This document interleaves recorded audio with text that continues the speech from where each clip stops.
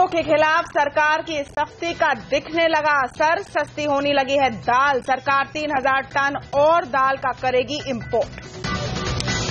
Maggi के बुरे दिन खत्म। गुजरात और कर्नाटक ने हटाया बैन। कंपनी ने कहा कर्नाटक के प्लांट में जल्द शुरू होगा प्रोडक्शन। दिवाली के मौके पर गोल्ड बॉन्ड स्कीम में निवेश हो सकता है फायदेमंद। स्कीम सफल बनाने के लिए ढेरों ऑफर की तैयारी। सीएनबीसी आवाज की एक्सक्लूसिव खबर। इंडिगो की ऊंची उड़ान 27 अक्टूबर को आएगा 3200 करोड़ का आईपीओ। कंपनी के प्रेसिडेंट ने एक्सक्लूसिव बातचीत में कहा एविएशन सेक्टर के आए अच्छे दिन।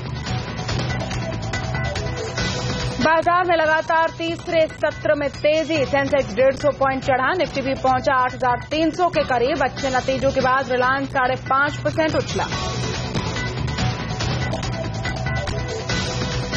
एस्टीलटेक के निराश करने वाले नतीजे। डॉलर आय निकली उम्मीद से कम, लेकिन अल्ट्राटेक ने अपने नतीजों से किया खुश।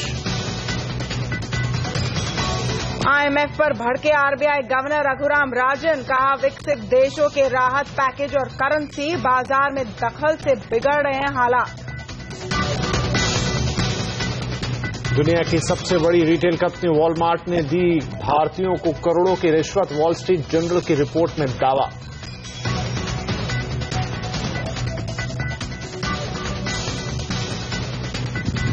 नमस्कार, आप देख रहे हैं आवाज एट 9। मैं हूं तमन्ना इनामदार तत्ता। नमस्कार, आपके साथ मैं हूं विपिन भट्ट। आगे बढ़े उससे पहले कुछ और हेडलाइंस।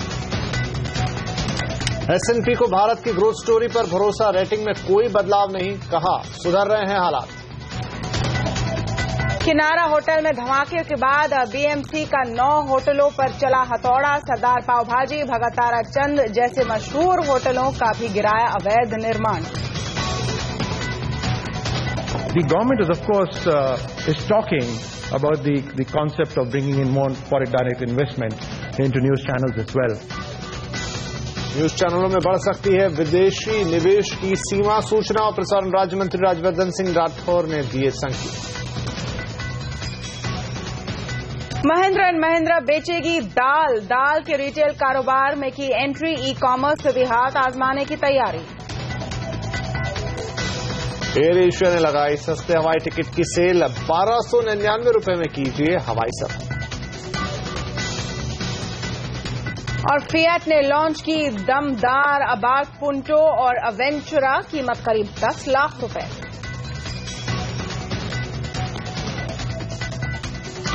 बुलेटिन में सबसे पहले बात करेंगे दाल की। सरकारी सख्ती के बाद अब दाल सस्ती होनी शुरू हो गई।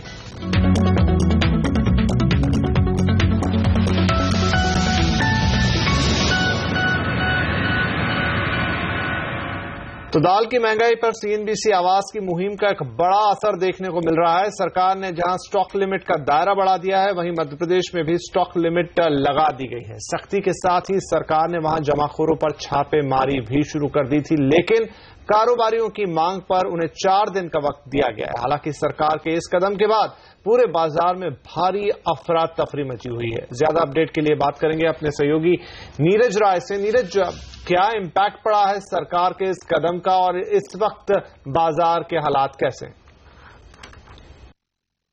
जी बिल्कुल, बहुत बड़ा इम्पैक्ट पड़ा है पूरे मार्केट में। दाल के पूरे मार्केट में देश भर में अफरा तफरी का माहौल बना हुआ है। अगर मध्य प्रदेश की बात करें तो वहां पर स्टॉक लिमिट लगने के बाद से छापेमारी भी शुरू हो गई है। और इसका असर ये पड़ा है कि जो वहां के कारोबारी हैं, जो अब तक स्टॉक बना रहे थे दाल की, अब वो अपना स्टॉक खाली करने की कोशिश कर रहे हैं, मार्केट में बेचने उतर रहे हैं। लेकिन सबसे बड़ी बात है कि उनके स्टॉक को खरीदने वाला कोई आगे नहीं है और इसकी वजह से कीमतें धड़ाधड़ नीचे गिर रही हैं। चना हो या अरहर हो या मूंग हो, उड़द हो, इन सब की कीमतों में भारी गिरावट आई है। अरहर की कीमतों में सबसे ज्यादा करीब 2 से 2,500 रुपए क्विंटल गिरावट आई है। और इसी तरह से चना, बीकानेर हो, चाहे दिल्ली हो या इंदौर हो, हर जगह सारी दाल कीमतों में भारी गिरावट देखी जा रही है। जी, और लक्ष्मण भी हमारे साथ जुड़े हैं। लक्ष्मण, नीरज ने बताया कि दाल की कीमतों में मामूली नरमी दिखने लगी है। अब आगे सरकार की क्या रणनीति होगी?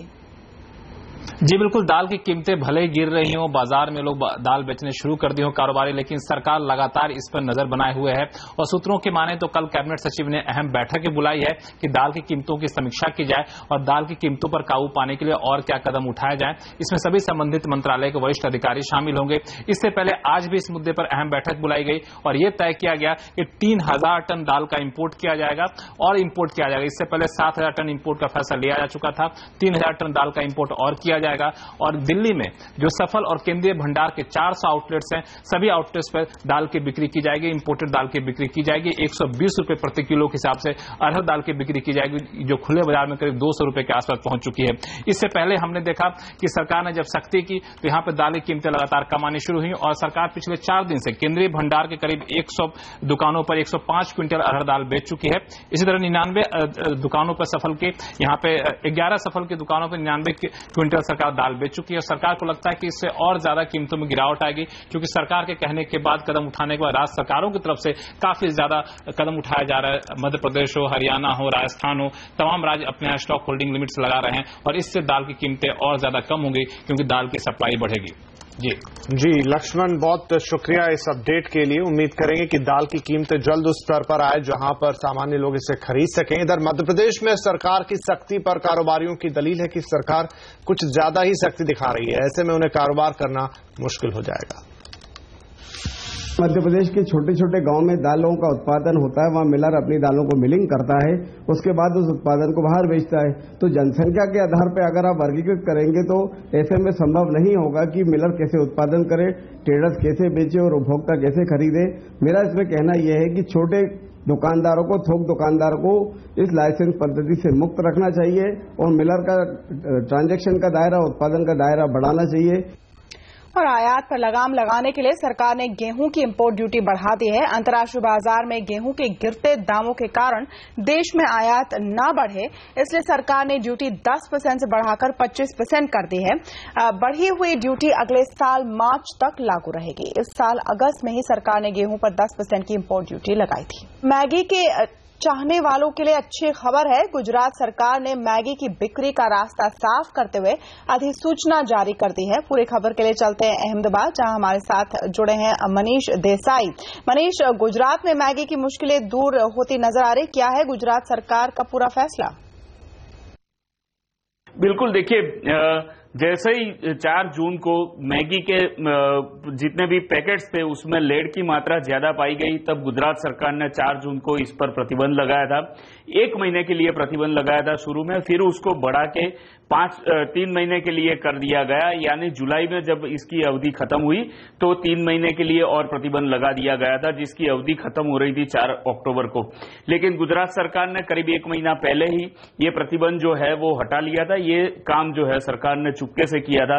नेस्ले को इसकी जानकारी दे दी गई थी और नेस्ले को ये बोला गया था कि अब चाहे तो वो अपने प्रोडक्ट जो है वो बाजार में उतार सकती है। लेकिन जैसे हमने यहाँ मार्केट में चेक किया, अभी तक मैगी के प्रोडक्ट्स मार्केट में अवेलेबल नहीं है। नेस्ले की मैगी अभी भी नहीं मिल रही है, जो मैगी नूडल्स मिल रहे थे वो अभी नहीं मिल रहे। लेकिन रिटेलर्स का कहना यह है कि अगले हफ्ते भर में मैगी के प्रोडक्ट जो है मैगी यहाँ मार्केट में मिलने लगेगी। इसके साथ साथ मैं आपको बता दूं कि गुजरात पहला राज्य है जिसने ये पूरा प्रतिबंध हटाया है। आज से फूड एंड सेफ्टी डिपार्टमेंट को एक अध्यादेश जारी करके कहा गया है कि अगर मार्केट में मैगी के पैकेट कहीं दिखते हैं तो इस पर कोई एक्शन लेने की जरूरत नहीं है, क्योंकि सरकार ने इस पर प्रतिबंध जो था वो हटा लिया है। साथ ही कर्नाटक से भी ये खबर आ रही है कि कर्नाटक सरकार भी इसके लिए राजी हो चुकी है मैगी पर से प्रतिबंध हटाने के लिए। तो साफ है कि मैगी के लिए आगे का रास्ता साफ होता दिख रहा है। शुक्रिया मनीष इस जानकारी के लिए। इधर आपको बता दें कि मैगी बनाने वाली कंपनी नेस्ले इंडिया ने मैगी के जल्द प्रोडक्शन के संकेत दिए हैं। कंपनी ने हमसे कहा है कि वो कर्नाटक में जल्दी मैगी का प्रोडक्शन शुरू कर देगी। कर्नाटक के नाजुनगुड प्लांट में प्रोडक्शन चलेगा। मैगी को बनाना और बाजार तक पहुंचाना लंबी और जटिल प्रक्रिया है, इसमें बहुत सारे लोग शामिल होते हैं। उधर उत्तर प्रदेश और गोवा ने भी फूड रेगुलेटर फसाई से सफाई जारी करने की मांग की है। दरअसल कई लैब में मैगी के पास होने के बाद राज्य सरकार सफाई की मांग कर रहे हैं। और इंडिगो एयरलाइंस चलाने वाली कंपनी इंटरग्लोब एविएशन का आईपीओ 27 अक्टूबर को खुल रहा है। दूसरी लिस्टेड एविएशन कंपनियों के मुकाबले इंडिगो के आईपीओ को महंगा बताया जा रहा है। हालांकि कंपनी के प्रेसिडेंट आदित्य घोष ऐसा नहीं मानते। हमारी सहयोगी हर्षदा सावंत से एक्सक्लूसिव बातचीत में उन्होंने कहा कि कंपनी के वैल्यूएशन बिल्कुल वाजिब है। कुछ लोग कह रहे हैं कि थोड़ी सी एग्रेसिव प्राइसिंग है, आप इसको थोड़ा सस्ता इशू ला सकते थे ताकि ज्यादा निवेशकों को प्रॉफिट कमाने का मौका मिलता। देखिए, प्राइसिंग जो है या वैल्यूएशन जो है वो तो तभी डिटरमिन होता है जब आप देखते हैं कि आपके पेयर कंपैरिजंस कौन है। हमारे पेयर कंपैरिजंस इंडियन एयरलाइंस नहीं है। हमारे पेयर कंपैरिजंस जो हैं वो मान लीजिए जो भी हमने मेंशन किया है, रायन एयर, विज़ एयर, ईज़ीजेट वगैरह, और उनके कंपैरिजन में देखेंगे तो जैसे हमारे बैंकर्स ने भी कहा प्रेस कॉन्फ्रेंस में कि बहुत ही रीजनेबल प्राइस है। दूसरी बात ये कि ऐसा नहीं है कि हम 25% आज ही ऑफलोड कर रहे हैं। अगले 3 साल में मुझे प्रमोटर्स को इसी मार्केट में आना है और इन्हीं शेयर होल्डर्स को फेस करना है, और हमें ये भी देखना है कि ये मार्केट ऊपर चढ़े, हमारा जो शेयर है वो ऊपर चढ़े। अब मैं अगर बहुत ही पर्सनल बात करूं तो मेरा जो खुद का कॉम्पनसेशन है वो भी स्टॉक ऑप्शन रिलेटेड है। वो ऐसा नहीं है कि अगर कल को वो कंपनी नीचे गिर जाए कि मुझे उतने ही पैसे मिलेंगे। So in another way, interest of the management, interest of the shareholders और जो नया इन्वेस्टर है उनका इंटरेस्ट, वो तीनों एक ही दिशा में है। And we have purposely done this so that people feel that confidence that yes, this is a management team and this is a promoter group, which is the promoters are going to own 85% of the business.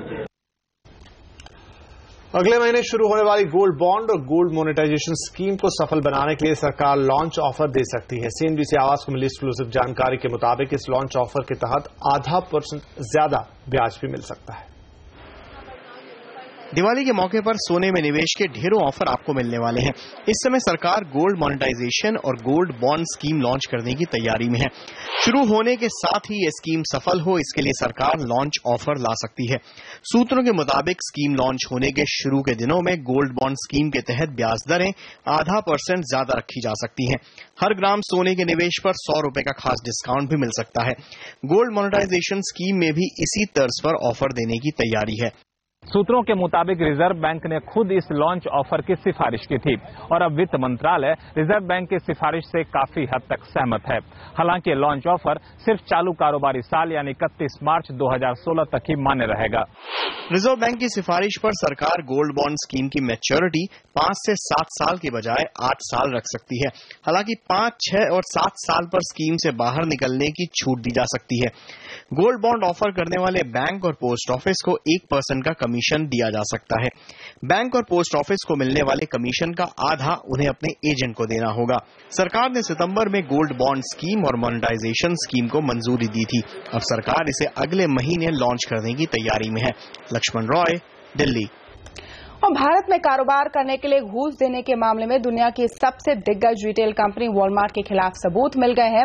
अमेरिकी जांच एजेंसियों को इस बात के सबूत हाथ लगे हैं कि कंपनी ने भारतीय अधिकारियों को लाखों रुपए घूस के तौर पर दिए। वॉल स्ट्रीट जर्नल की रिपोर्ट के मुताबिक रिटेल दिग्गज ने कस्टम क्लियरेंस और रियल एस्टेट परमिट हासिल करने के लिए कई अधिकारियों को रिश्वत के तौर पर 13,000 रुपए, यहां तक कि 330 रुपए भी घूस में दिए हैं। घूस की रकम लाखों में है। रिश्वत के सबूत मिलने के बाद अमेरिका की फॉरेन करप्ट प्रैक्टिसेस एक्ट के तहत वॉलमार्ट पर कार्रवाई हो सकती है। और यहाँ पर वक्त हुआ एक छोटे से ब्रेक का। ब्रेक के बाद बाजार में लगाई जो आज हैट्रिक है उस पर हम डिटेल से करेंगे बातचीत। और S&P को भारत की ग्रोथ स्टोरी पर क्यों है भरोसा, ये भी देखिए आगे।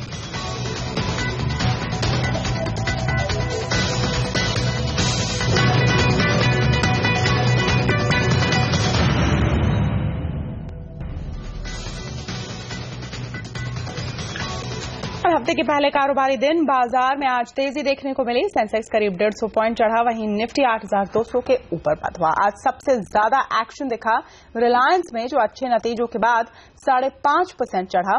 फार्मा शेयरों में डॉक्टर रेड्डी, सन फार्मा, सिप्ला की सेहत सुधरती नजर आई। आईटी शेयरों में भी खरीदारी दिखी, लेकिन आज के हीरो थे एविएशन शेयर, जिन्होंने ऊंची उड़ान भरी।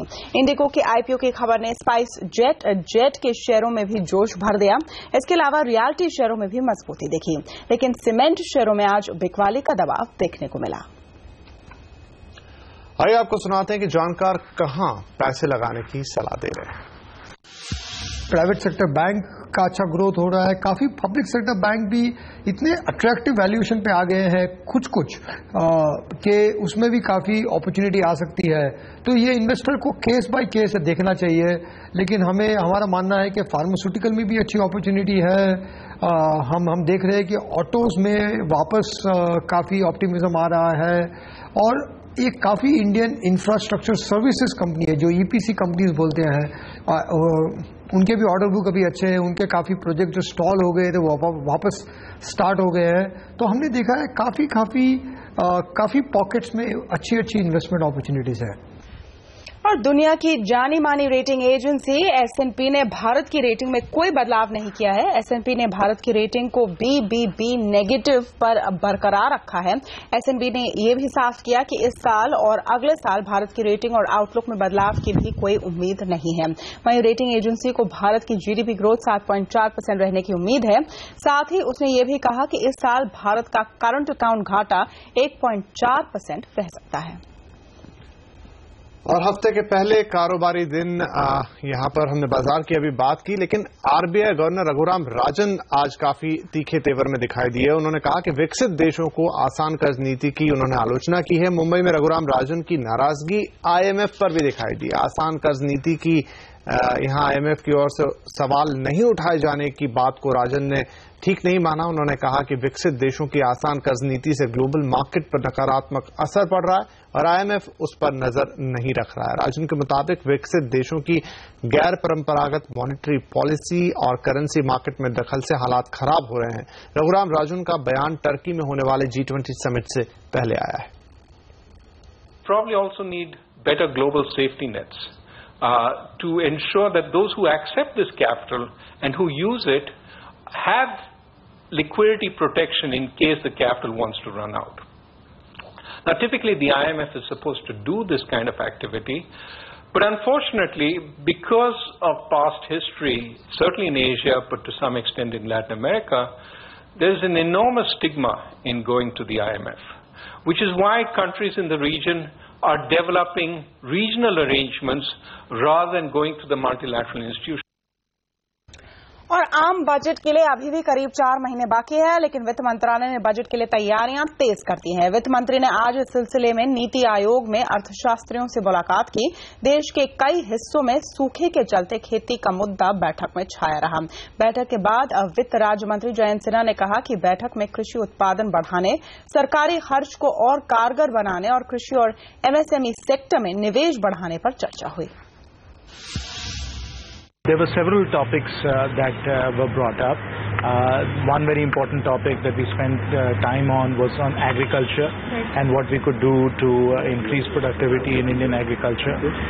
Second major topic that we spent a lot of time on was just fiscal expenditure and how to ensure that fiscal expenditure, particularly in public investment, could be as productive as possible. A third major area that we spoke about was obviously the financial sector. More credit for agriculture, more credit for MSMEs, and also what we could do to further strengthen our banks. यहां लेंगे एक और छोटा सा break के बाद बात करेंगे कैसे रहे SCL और अल्ट्राटेक के नतीजे। और सरकार की मीडिया में FDI लिमिट बढ़ाने की तैयारी, पूरी डिटेल देखिए इस ब्रेक के बाद।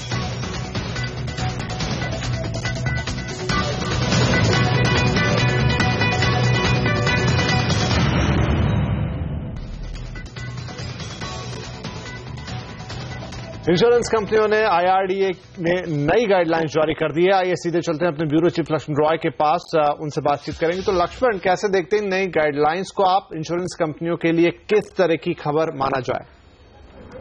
देखिए, दरअसल जब सरकार ने कंपोजिट कैप की व्यवस्था लागू की थी, यानी FDI, FI या दूसरे तरह के विदेशी निवेश को मिला दिया जाएगा एक ही सीमा में, तब ये काफी कंफ्यूजन फैला था कि आखिर सीमा क्या होगी उसको लेकर के।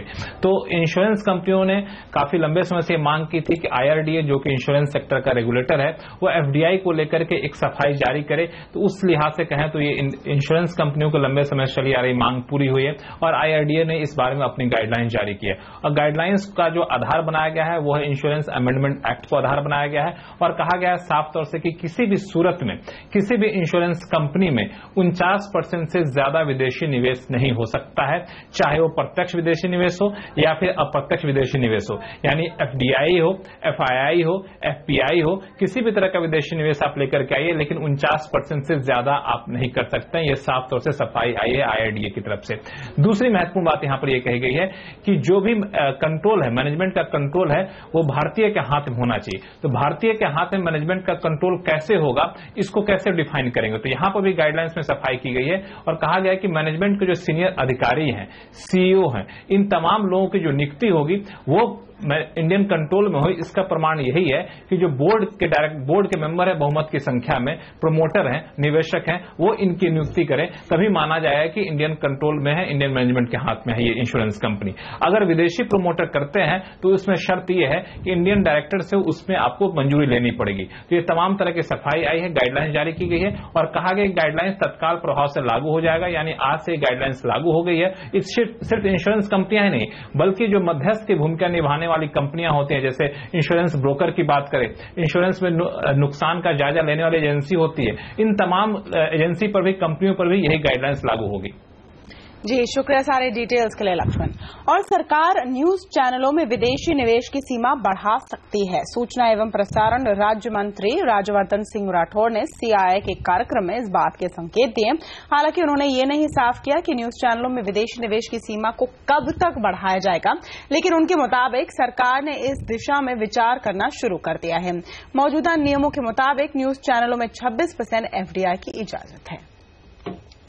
The government is, of course, is talking about the concept of bringing in more foreign direct investment into news channels as well. Can't really say that we're going to make it happen in a given time frame, but the very fact that we've started thinking about it means we've started moving ahead with it. दूसरी तरफ HCL take ने बाजार को निराश किया है। सितंबर तिमाही के दौरान कंपनी के मुनाफे में 3% से ज्यादा की गिरावट देखी गई है। कंपनी की डॉलर आय महज 0.5% ही बढ़ी है। आपको बता दें कि नतीजे पेश करने से पहले ही कंपनी ने ग्रोथ को लेकर चेतावनी दी थी। कंपनी ने कहा था कि डॉलर में कमजोरी और एक क्लाइंट के साथ चल रही दिक्कतों का असर नतीजों पर पड़ सकता है। और अल्ट्राटेक सीमेंट के नतीजे उम्मीद से बेहतर है। कंपनी का मुनाफा करीब 4% बढ़कर 400 करोड़ के पार हो गया। बिक्री में भी 4.5% से ज्यादा की बढ़ोतरी देखी जा रही है। वहीं कंपनी का मार्जिन 16% से बढ़कर 17.5% के करीब पहुंच गया है। बेहतर मार्जिन के बावजूद ज्यादा टैक्स खर्च और अन्य आय कम रहने के चलते कंपनी के मुनाफे में उम्मीद के मुताबिक बढ़ोतरी नहीं हो पाई। ट्राई के नए नियमों के मुताबिक कॉल ड्रॉप होने की सूरत में भले ही टेलीकॉम कंपनियां आपको मुआवजा देंगी, लेकिन जानकारों की माने तो कॉल ड्रॉप के कारणों का हर बार पता लगाना आसान नहीं होगा। इसके लिए ट्राई को नियमों में और सफाई लानी होगी। Hello hello hello hello hello बड़ी हैरत की बात है कि मेरे फोन में सिग्नल्स काफी बेहतर हैं, लेकिन जिस दोस्त को मैंने फोन लगाया था उससे बात बिल्कुल नहीं हो पा रही है। इसका मतलब साफ है कि जिस दोस्त से मैंने बात करने के लिए फोन लगाया है उसका कॉल ड्रॉप हो चुका है। ये किस्सा हम में से हर किसी के साथ कभी न कभी जरूर हुआ होगा। आप कॉल लगाते हैं और फोन का नेटवर्क खराब होने के कारण कॉल ड्रॉप हो जाता है। तो ऐसे में TRAI के नए नियम के मुताबिक मुआवजा किसे मिलेगा, इस पर कोई सफाई नहीं है। लिफ्ट या फिर बंद लोकेशन के अंदर टेलीकॉम सिग्नल कमजोर होने पर कॉल ड्रॉप होना लाजमी है, लेकिन कभी कभी कॉल ड्रॉप न होने के बाद भी ग्राहक अपने आप ही कॉल डिस्कनेक्ट कर देता है। ये मुआवजे के दायरे में आएगा या नहीं, इस पर सस्पेंस अभी बरकरार है। साथ ही 4 घंटे में कॉल ड्रॉप की जानकारी SMS के माध्यम से लोगों को देने पर भी सवालिया निशान लगे हुए हैं। इसमें जो सबसे बड़ी चैलेंज आएगी कि कई कस्टमर्स कई बार लिफ्ट में जाएंगे, कई बार रेस्टरूम्स में जाएंगे, वहां पे वो कॉल ड्रॉप्स होंगे और ये जो कॉल ड्रॉप्स होंगी, इन कॉल ड्रॉप्स को कैप्चर कर पाना और इसको एक्चुअली करेक्टली डिफाइन कर पाना थोड़ा सा डिफिकल्ट होगा। टेलीकॉम कंपनियों को भी ट्राई का आदेश पसंद नहीं आ रहा। कंपनियों की तरफ से ये दलील भी दी जा रही है कि कॉल ड्रॉप अगर हैंडसेट की कमी की वजह से होती है तो कंपनियां हर्जाना क्यों भरें। ऐसे में सभी कंपनियां टेलीकॉम रेगुलेटर से मुलाकात करके इन सभी मसलों पर सफाई लेने का मन बना रही हैं। ट्राई के इस फैसले के खिलाफ फिलहाल कंपनियां कोर्ट तो नहीं जा रही, लेकिन CII ने संकेत दिए हैं कि इस पर आखिरी फैसला ट्राई और संचार मंत्रालय के अधिकारियों से मुलाकात के बाद लिया जाएगा। दीपक साहू, दिल्ली। और ई-टेलर्स की ऑनलाइन सेल रही धमाकेदार, पूरी खबर देखिए आगे। और महिंद्रा एंड महिंद्रा ने दाल के रिटेल कारोबार में ली एंट्री, ये भी देखिए इस ब्रेक के बाद।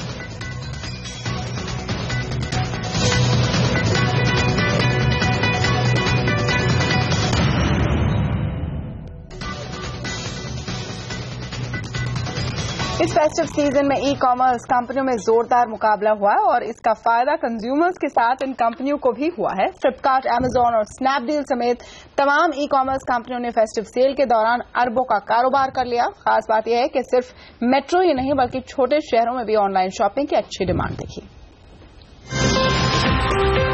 चाहे स्नैपडील हो, अमेजॉन या फिर फ्लिपकार्ट, सभी ई कॉमर्स कंपनियों ने धमाकेदार डिस्काउंट से कंज्यूमर को लुभाया। एसोचैम की एक रिपोर्ट के मुताबिक इस बार फेस्टिव सेल के 5 दिनों के दौरान आम दिनों के मुकाबले ऑनलाइन शॉपिंग में 56% की बढ़ोतरी हुई। जहां अमेजॉन ने इस बार पिछली दिवाली सेल के मुकाबले 4 गुना ज्यादा बिजनेस किया, तो वहीं फ्लिपकार्ट ने 2000 करोड़ रुपए के सामान बेचने का दावा किया। ओवरऑल हम बोलेंगे बिग बिलियन डे काफी सक्सेसफुल रहा है। अगर आप देखें फैशन कैटेगरीज में हमने 10 लाख यूनिट पहले 10 घंटे में बेच दिए। हमने तकरीबन 1 मिलियन से भी ज्यादा फोन बेचे हैं, 1 लाख से ज्यादा अप्लायंसेस बेचे हैं। Overall I am very happy with the result of big billion day. 13 से 17 अक्टूबर के 5 दिनों में फ्लिपकार्ट पर करीब 15 करोड़ विजिटर्स आए। स्नैपडील की दिवाली सेल 28 सितंबर से हर सोमवार चल रही है, जिसमें कंपनी हर हफ्ते किसी खास कैटेगरी में सेल लगाती है। वहीं स्नैपडील का दावा है कि वो अब तक करीब 60 लाख प्रोडक्ट शिप कर चुकी है। अमेजॉन ने 5 दिनों की सेल में सबसे ज्यादा किताबें और होम कैटेगरी के प्रोडक्ट्स बेचे। कंपनी का 70% से ज्यादा ट्रैफिक टियर 2 और 3 शहरों से आया है।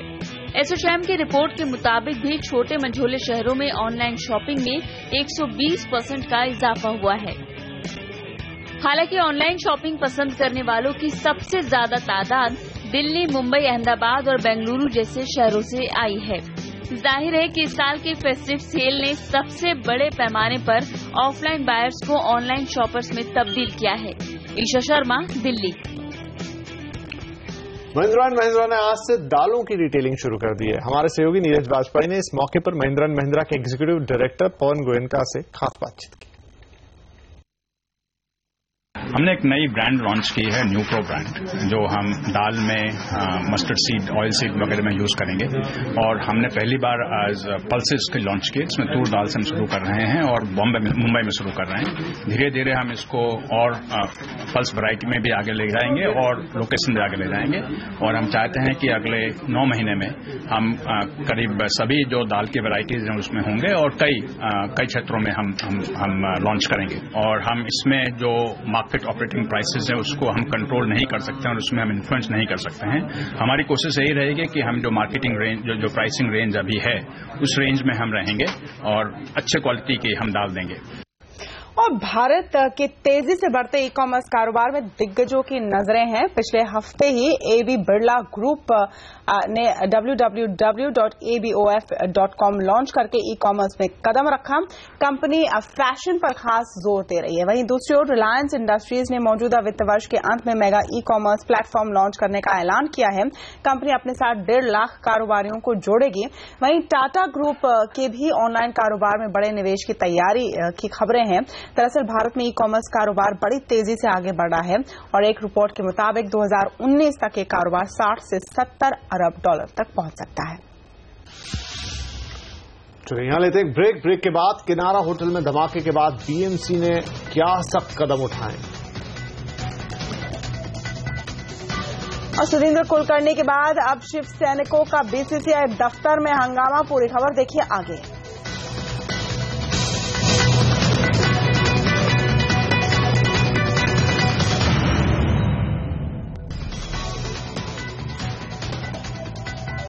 ब्लैक मनी को रोकने के लिए प्रधानमंत्री ने एक बार फिर से टेक्नोलॉजी के इस्तेमाल करने की जरूरत पर जोर दिया है। नरेंद्र मोदी ने आईडीएफसी बैंक के लॉन्च पर कहा कि बैंक में टेक्नोलॉजी का इस्तेमाल बढ़ने से काले धन पर नकेल लगेगी।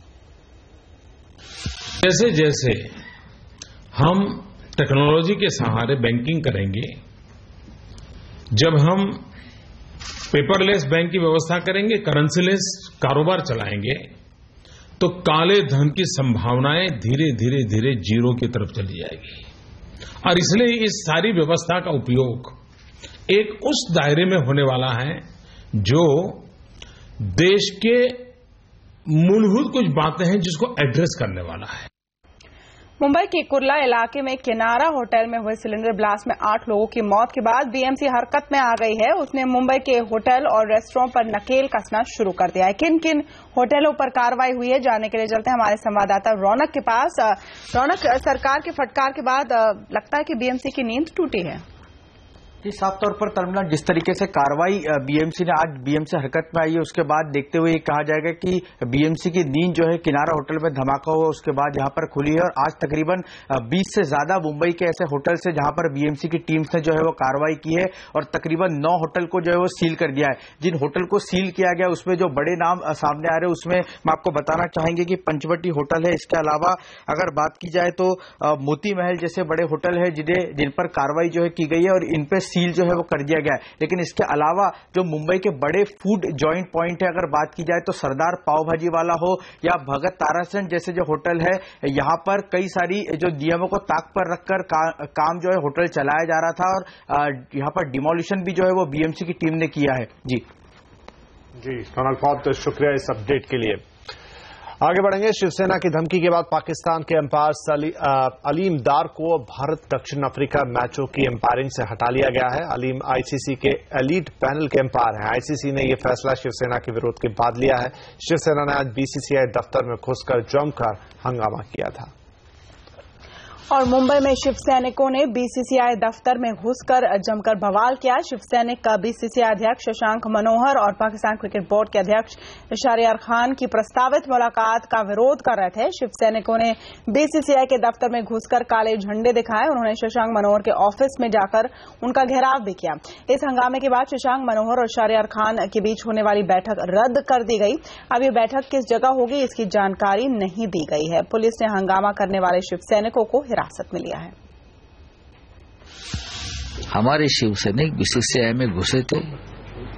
बीसीसीआई के प्रेसिडेंट शशांक मनोहर जी से भी उनकी बातचीत हो गई, पाकिस्तान के खिलाफ नारेबाजी की और आज पाकिस्तान क्रिकेट सीरीज के बारे में जो वार्तालाप होने वाला था वो रोकने की कोशिश की।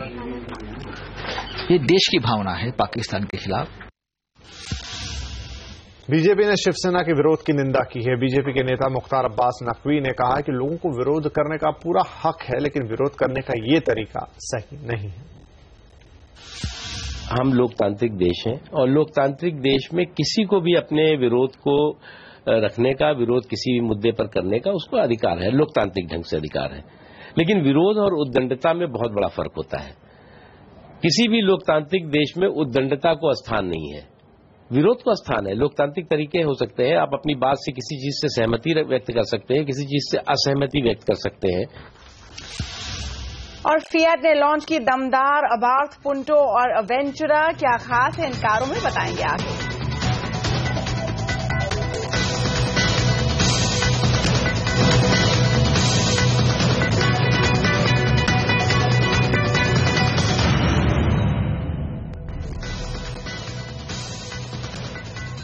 फेसबुक के मार्क जकरबर्ग आईआईटी दिल्ली में टाउन हॉल करने वाले हैं। वहां वो छात्रों के सवालों के जवाब देंगे। यहां वो ये भी बताएंगे कि कैसे स्टार्टअप्स फेसबुक से अपने बिजनेस को फायदा पहुंचा सकते हैं। जकरबर्ग ने टाउन हॉल से पहले सीएनबीसी आवाज संवाददाता हर्षदा सावंत ने एक्सक्लूसिव बातचीत की फेसबुक इंडिया की एमडी कार्तिका रेड्डी से। इस बातचीत में कार्तिका ने बताया कि देश की ग्रोथ को बढ़ावा देने में तकनीकी और कनेक्टिविटी का सबसे ज्यादा योगदान होगा।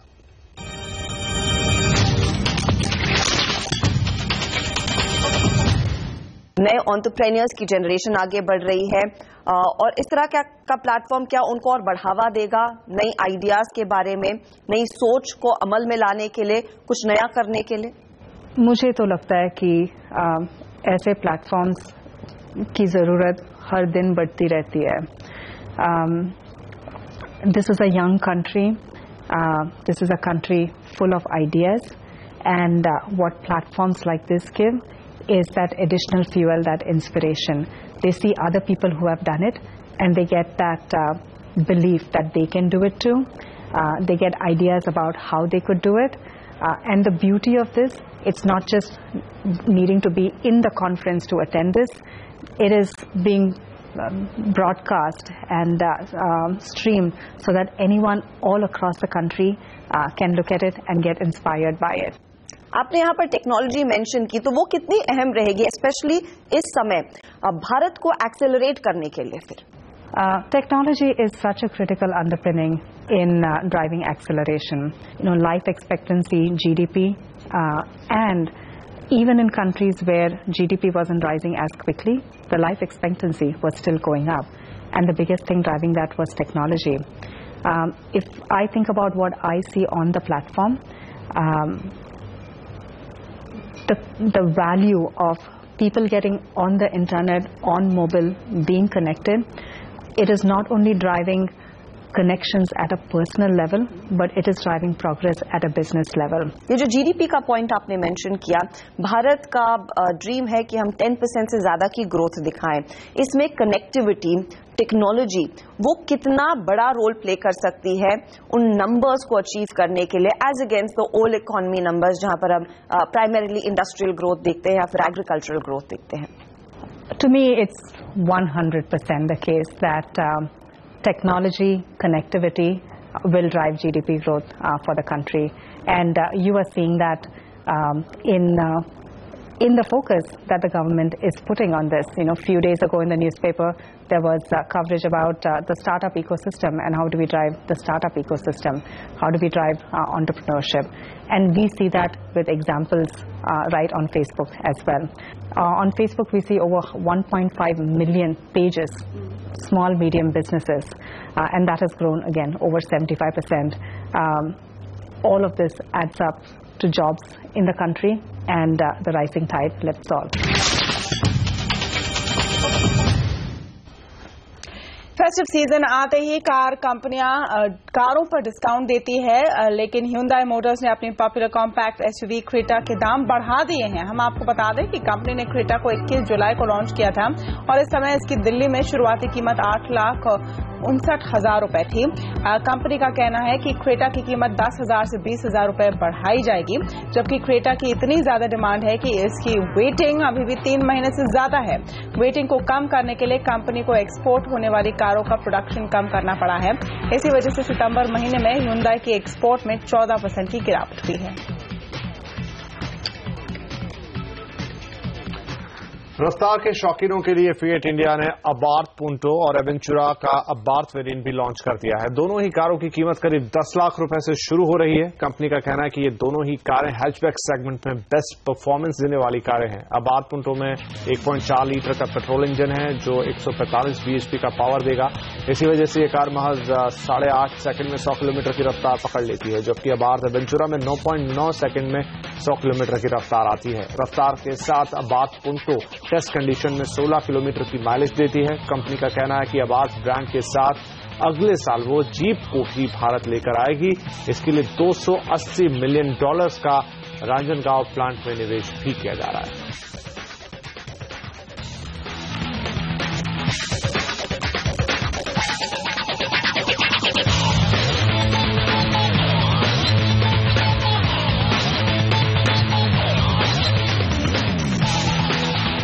और टेलीकॉम की दुनिया में क्रांति लाने वाले सैम पित्रोदा की ऑटोबायोग्राफी ड्रीमिंग बिग का आज विमोचन हुआ। इस अवसर पर हमारे संवाददाता रोहन सिंह ने सैम पित्रोदा से खास बातचीत की।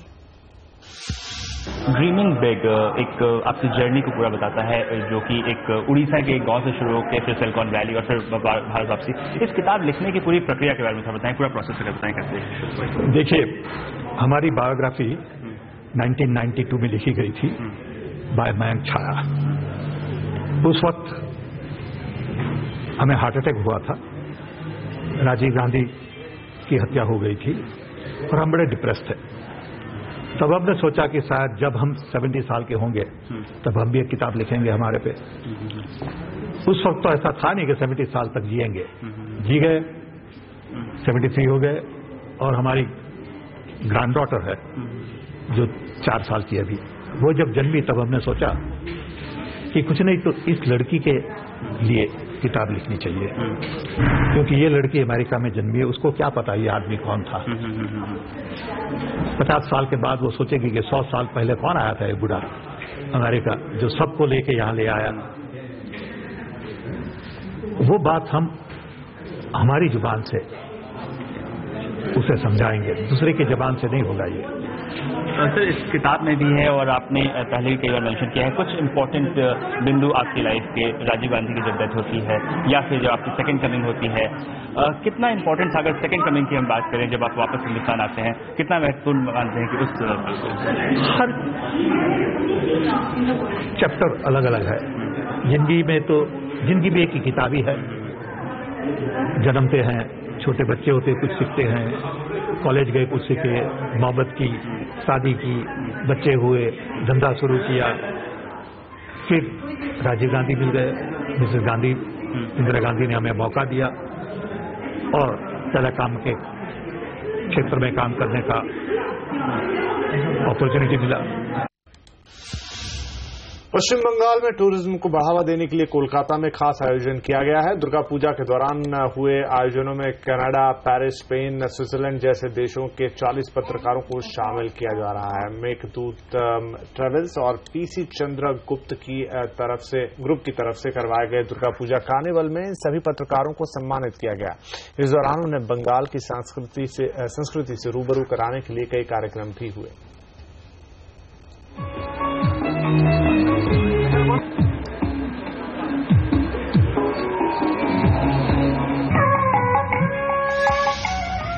और आवाज एट 9 में आज के लिए इतना ही। आपसे फिर होगी मुलाकात, तब तक के लिए नमस्कार।